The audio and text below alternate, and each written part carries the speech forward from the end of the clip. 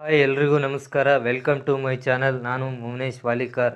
ಇವತ್ತಿನ ಈ ವಿಡಿಯೋದಲ್ಲಿ ಶಿವಮೊಗ್ಗ ಕೋರ್ಟ್ನಲ್ಲಿ ಅರ್ಜಿಗಳನ್ನು ಕರೆದಿರುತ್ತಾರೆ, ಅದರ ಬಗ್ಗೆ ಸಂಪೂರ್ಣವಾಗಿ ಈ ವಿಡಿಯೋದಲ್ಲಿ ತಿಳಿಸ್ಕೊಡ್ತೀನಿ. ಅದಕ್ಕಿಂತ ಮುಂಚೆ ಇನ್ನೂ ಯಾರು ನನ್ನ ಚಾನಲ್ನ ಸಬ್ಸ್ಕ್ರೈಬ್ ಮಾಡ್ಕೊಂಡಿಲ್ಲ, ದಯವಿಟ್ಟು ಸಬ್ಸ್ಕ್ರೈಬ್ ಮಾಡ್ಕೊಳ್ಳಿ. ಬನ್ನಿ ವಿಡಿಯೋ ಶುರು ಮಾಡೋಣ. ಶಿವಮೊಗ್ಗ ಕೋರ್ಟ್ನಲ್ಲಿ ಅರ್ಜಿಗಳನ್ನು ಕರೆದಿದ್ದಾರೆ. ಯಾವ್ಯಾವ ಹುದ್ದೆಗಳಿಗೆ ಅರ್ಜಿಗಳನ್ನು ಕರೆದಿದ್ದಾರೆ, ಅದನ್ನು ಯಾವ ರೀತಿ ಅರ್ಜಿ ಸಲ್ಲಿಸಬೇಕು, ಎಲ್ಲದರ ಬಗ್ಗೆ ಸಂಪೂರ್ಣವಾಗಿ ಈ ವಿಡಿಯೋದಲ್ಲಿ ತಿಳಿಸ್ಕೊಡ್ತೀನಿ. ಇಲ್ಲಿ ನೋಡ್ಬೋದು, ಶಿವಮೊಗ್ಗ ಜಿಲ್ಲಾ ನ್ಯಾಯಾಲಯ ಘಟಕದಲ್ಲಿ ಖಾಲಿ ಇರುವ 28 ಜವಾನರ ಹುದ್ದೆಗಳನ್ನು ನೇರ ನೇಮಕಾತಿ ಮೂಲಕ ಭರ್ತಿ ಮಾಡಿಕೊಳ್ಳುವ ಬಗ್ಗೆ ಅಂತೇಳಿ ಕೊಟ್ಟಿದ್ದಾರೆ. ಅರ್ಜಿ ಸಲ್ಲಿಸಲು ಸಮಯಾವಕಾಶ: ಭರ್ತಿ ಮಾಡಿದ ಅರ್ಜಿಗಳನ್ನು ಸಲ್ಲಿಸಲು ಕೊನೆಯ ದಿನಾಂಕ ಬಂದು 16/1/2024 ಸಮಯಾವಕಾಶವನ್ನು ಕೊಟ್ಟಿದ್ದಾರೆ. ಅರ್ಜಿಗಳನ್ನು shivamoga.dcourts.gov.in ಸಲ್ಲಿಸಬಹುದು. ಆನ್ಲೈನ್ ಮುಖಾಂತರ ಮಾತ್ರ ಅರ್ಜಿ ಸಲ್ಲಿಸಲು ಅವಕಾಶ ಮಾಡಿಕೊಟ್ಟಿದ್ದಾರೆ. ಇಲ್ಲಿ ಅರ್ಜಿ ಸಲ್ಲಿಸಲು ಪ್ರಮುಖ ದಿನಾಂಕಗಳು 15/12/2023 ದಿನಾಂಕ 16/1/2024 ಅರ್ಜಿಗಳನ್ನು ಸಲ್ಲಿಸಬಹುದು. ಎಷ್ಟು ಹುದ್ದೆಗಳು ಖಾಲಿ ಇದಾವಂದರೆ, ಹುದ್ದೆಗಳ ಸಂಖ್ಯೆ ಒಂದು 28 ಇದೆ, ಜವಾನರ ಹುದ್ದೆಗಳು. ಮತ್ತು ಯಾವ್ಯಾವ ವರ್ಗಕ್ಕೆ ಎಷ್ಟು ಮೀಸಲಾತಿ ಇದೆ ಅಂದರೆ, ಸಾಮಾನ್ಯ ವರ್ಗದವರಿಗೆ 13 ಪೋಸ್ಟ್ ಇದ್ದಾವೆ, ಪರಿಶಿಷ್ಟ ಜಾತಿಯವರಿಗೆ 5 ಪೋಸ್ಟ್ ಇದ್ದಾವೆ, ಪರಿಶಿಷ್ಟ ಪಂಗಡದವರಿಗೆ 2 ಪೋಸ್ಟ್ ಇದ್ದಾವೆ, ಪ್ರವರ್ಗ 1ನವರಿಗೆ 1 ಪೋಸ್ಟ್ ಇದೆ.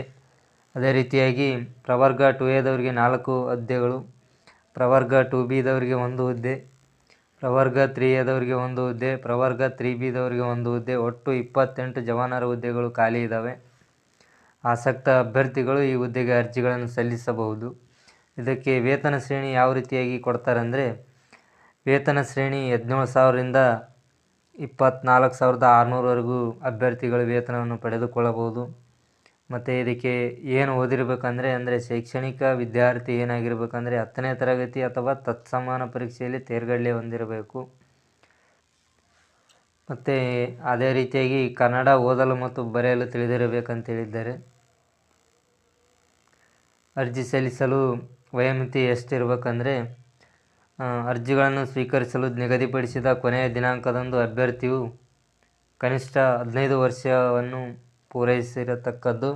ಗರಿಷ್ಠ ವಯೋಮಿತಿ: ಸಾಮಾನ್ಯ ವರ್ಗದವರಿಗೆ 35 ವರ್ಷಗಳು, 2A 2B 3A 3Bದವರಿಗೆ 38 ವರ್ಷಗಳು, ಪರಿಶಿಷ್ಟ ಜಾತಿ ಪರಿಶಿಷ್ಟ ಪಂಗಡ ಪ್ರವರ್ಗ 1 40 ವರ್ಷಗಳು.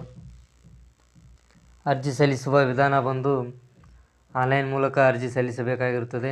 ನಿಗದಿತ ಅರ್ಜಿ ಶುಲ್ಕ ಎಷ್ಟಿರುತ್ತಂದರೆ, ಸಾಮಾನ್ಯ ವರ್ಗಕ್ಕೆ ಸೇರಿದ ಅಭ್ಯರ್ಥಿಗಳಿಗೆ 200 ರೂಪಾಯಿ ಶುಲ್ಕ ಇರುತ್ತದೆ. ಪ್ರವರ್ಗ 2A 2B ಮತ್ತು 3A 3Bಗೆ ಸೇರಿದ ಅಭ್ಯರ್ಥಿಗಳು ₹100 ಶುಲ್ಕವನ್ನು ಪಾವತಿಸಬೇಕಾಗುತ್ತದೆ. ಪರಿಶಿಷ್ಟ ಜಾತಿ ಪರಿಶಿಷ್ಟ ಪಂಗಡ ಪ್ರವರ್ಗ 1 ಮತ್ತು ಅಂಗವಿಕಲ ಅಭ್ಯರ್ಥಿಗಳಿಗೆ ಶುಲ್ಕ ಪಾವತಿಸುವುದರಿಂದ ವಿನಾಯಿತಿಯನ್ನು ನೀಡಿದ್ದಾರೆ. ಮತ್ತು ಅದನ್ನು ಯಾವ ರೀತಿ ಶುಲ್ಕ ಪಾವತಿಸಬೇಕಂದ್ರೆ, ನ್ಯಾಯಾಲಯದ ವೆಬ್ಸೈಟ್ ಆಗಿರುವಂಥ shivamoga.dcourts.gov.in ಆನ್ಲೈನ್ ಮೂಲಕ ಪೇಮೆಂಟ್ ಮಾಡಬಹುದು.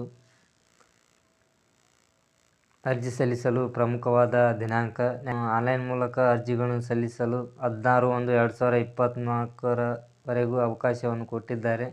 ಮತ್ತು ಅದೇ ರೀತಿಯಾಗಿ ಶುಲ್ಕವನ್ನು ಪಾವತಿಸಲು 17/1/2024 ಅವಕಾಶವನ್ನು ನೀಡಿದ್ದಾರೆ.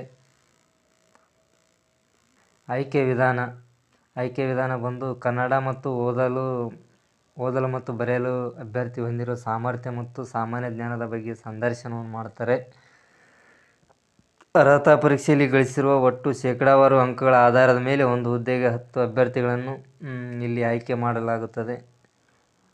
ಸಂದರ್ಶನದಲ್ಲಿ ಗಳಿಸುವ ಅಂಕಗಳ ಆಧಾರದ ಮೇಲೆ ಆಯ್ಕೆ ಮಾಡಲಾಗುತ್ತದೆ.